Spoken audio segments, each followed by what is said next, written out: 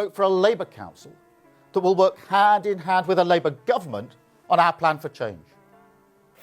Not for parties that continue to put themselves before the country, but they still don't know where they're going.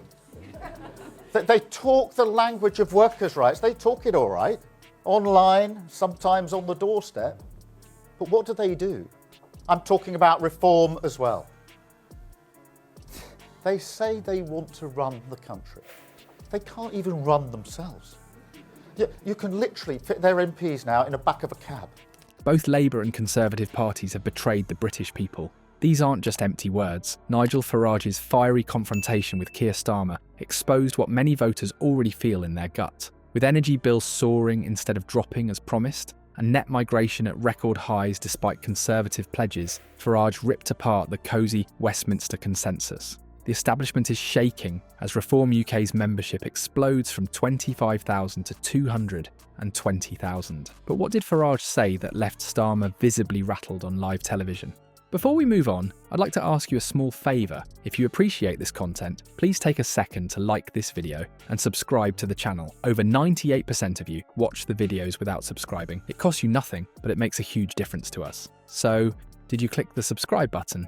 Great, thank you so much. Now back to the video. Have you noticed your energy bills going up instead of down? We are a country that is admired all over the world. Ever since Magna Carta centuries ago, we've been a country that have enjoyed better freedoms, better liberties, better rights than virtually anywhere else in the world. We invented the very concept of parliamentary democracy. And on May the 1st this year, nearly all of the English county council elections are due to give you the opportunity to vote for really important stuff. I simply could not believe the rumour when I heard that the Labour government, despite any manifesto commitment, want to completely change the shape of local government. That's exactly what Farage confronted Starmer about in their explosive exchange last Thursday. The confrontation that unfolded on live television wasn't just political theatre. It was a calculated dismantling of Labour's pre-election promises that has left many British households feeling utterly betrayed. When Starmer campaigned for office, his energy pitch seemed straightforward enough: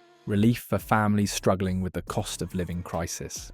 "We'll cut your bills and ease the burden" was the essential message that resonated with millions of voters. Fast forward to today, and those same families are staring at energy statements with numbers heading in precisely the opposite direction.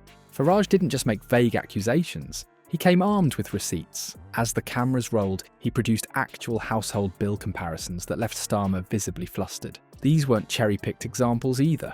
The evidence showed systematic increases averaging 30% across typical British homes since Labour took the reins at Downing Street. When pressed on these figures, Starmer's body language told the story before his words did, shifting in his seat, eyes darting around the studio, desperate for a change of subject. "Prime Minister, you promised the British people their energy costs would go down under Labour. Instead, the average family is now paying £420 more annually. How do you explain this complete reversal of your manifesto pledge?" Farage demanded. We need some pretty big cuts in the administrative state in this country, which has grown out of all proportion.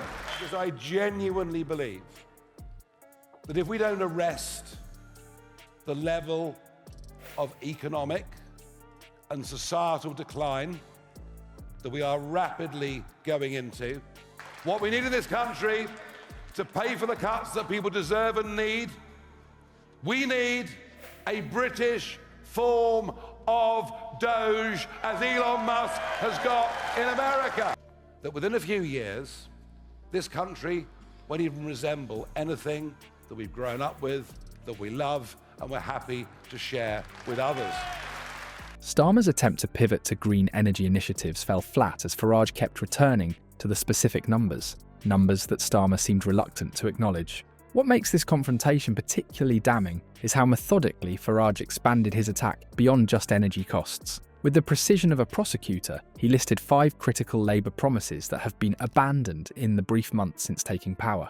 From immigration targets to NHS waiting times, from tax pledges to investment in northern communities, the pattern of promise-breaking appears consistent and deliberate. The most revealing moment came when Farage connected these broken promises to a larger political malaise, affecting Britain. Both major parties operate from the same playbook, he asserted. They make virtually identical promises on the campaign trail, then deliver precisely the opposite once in power. This symmetry of deception, according to Farage, explains why Reform UK has seen its membership skyrocket from 25,000 to a staggering 220,000 in recent months, a ninefold increase that signals profound voter disillusionment. When questioned about this surge, Farage was direct. People aren't joining Reform UK because they necessarily agree with every policy position. They're joining because they're sick of being lied to by establishment politicians who think voters have short memories.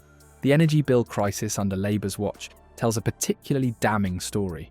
Data presented by Farage showed that despite international energy prices stabilising or even declining in some markets, British consumers are uniquely burdened with increases. The £420 annual rise for average households directly contradicts Starmer's campaign promise of a £500 reduction, a net difference of nearly £1,000 between what was promised and what's been delivered.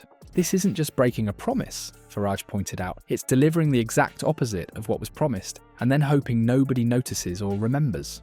Perhaps the most uncomfortable segment for Starmer came when Farage questioned the practical economic experience of his cabinet.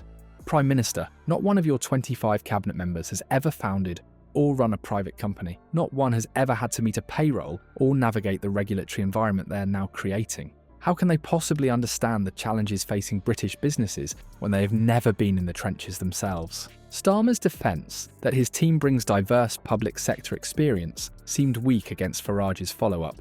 The people setting energy policy have never had to calculate how energy costs affect business viability. The people determining tax policy have never experienced how those same taxes impact investment decisions. This disconnect explains why your policies consistently hurt the very people you claim to help.